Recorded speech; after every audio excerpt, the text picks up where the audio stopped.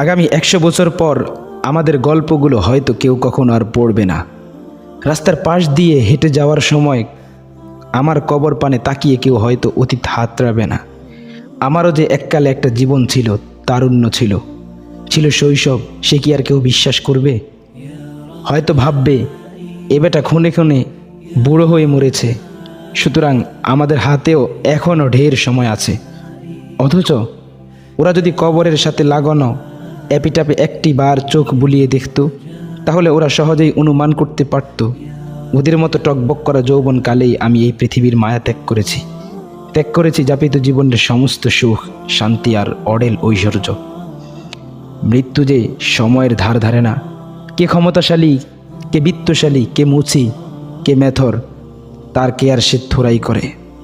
সে শুধু জানে কুল্লু নাফসিং যায়িকাতুল মাউত।